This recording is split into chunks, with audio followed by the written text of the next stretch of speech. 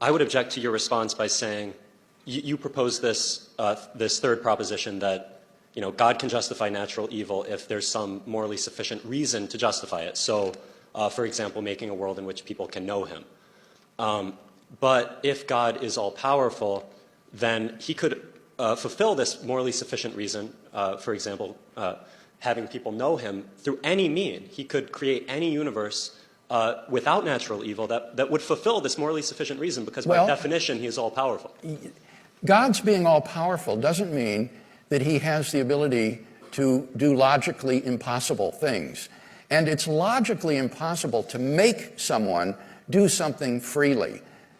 So, given human freedom, we don't know that there is a world that's feasible for God in which he could bring as many people to eternal life and salvation freely as this world, or a world suffused with natural evil and suffering. The atheist would have to prove that there's a possible world that God could have actualized of free creatures in which more persons, or a greater percentage of persons, would freely come to find salvation and eternal life, but without an equivalent amount of suffering. And that's pure speculation. Nobody knows such a thing. So I think that the atheist argument just lays a burden of proof so heavy on the atheist's shoulders that no one can sustain it. That seems to me like you're just limiting the definition of all-powerful at that point, then. Well, there's a limitation then.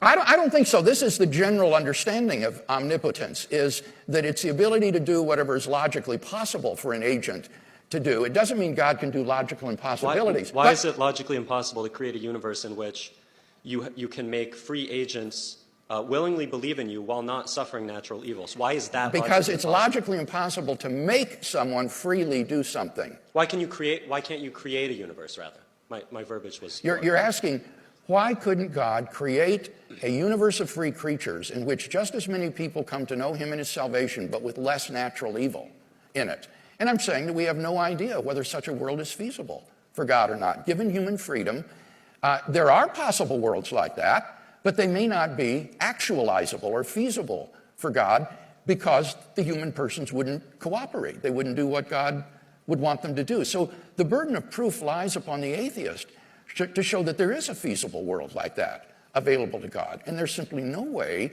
to prove that. Now, let me come back on your earlier point. Suppose you do say that omnipotence means the ability to do the logically impossible. Then the problem of evil immediately evaporates because God can bring it about, that he is all-powerful, all good, and that natural evil exists, even though that's logically impossible. No problem.